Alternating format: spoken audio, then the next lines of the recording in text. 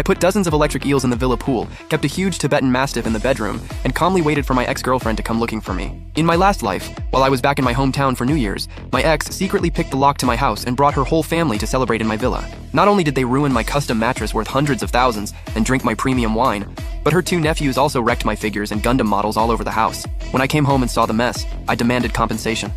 To get the internet to attack me, she live-streamed herself threatening to jump off a building, saying I was forcing her whole family to die over a few worthless toys. The netizens she misled hated me to the bone. They stormed into my company, bullied my employees, and when I was crossing the street, they threw rotten vegetables and eggs at me, making me slip. Before I could dodge, I was hit by a speeding truck and died. Now, I had been reborn 4 days before my ex's family moved into my villa, and 9 days after I caught her cheating and broke up with her. I packed up all the valuables at home overnight and moved them to another villa of mine. Then I put dozens of electric eels in the pool and kept a huge Tibetan Mastiff in the study. I also hung a warning sign at the front gate that said, "Dangerous animals inside, do not enter." But I knew my ex too well. She definitely wouldn't be able to resist breaking in because she was extremely vain. Spending New Year's in a villa worth tens of millions would let her show off to her friends for a long time. There was no way she could resist that temptation. Since they wanted to spend New Year's in my villa, I'd make sure their whole family had a holiday they would never forget. Just as I was wondering what other dangerous animals I should put in the villa, my ex came to my front gate. After entering the wrong password several times, she picked up her phone and called me, but I had already blocked her number. When she couldn't get through, she had no choice but to wait outside my villa every day, hoping to catch me when I went out. A flicker of excitement crossed my face.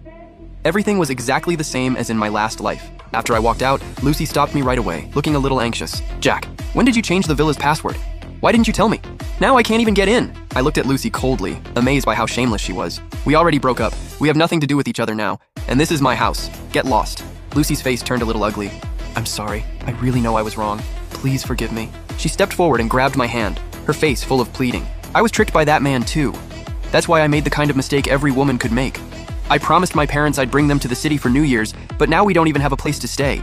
I can't just let them sleep on the street, can I? My face darkened, and I admired this woman's shamelessness even more. We have nothing to do with each other anymore. How your family spends New Year's or where they spend it has nothing to do with me. Hearing that, Lucy immediately put on a pitiful look. "Babe, I know you're still blaming me for what happened, but I was a victim too. Can't you forgive me just this once?" I ignored Lucy's act, shoved her away, shut the gate, and went back inside. I opened the front gate security camera, and sure enough, I saw Lucy's other face. The pitiful look from before was completely gone.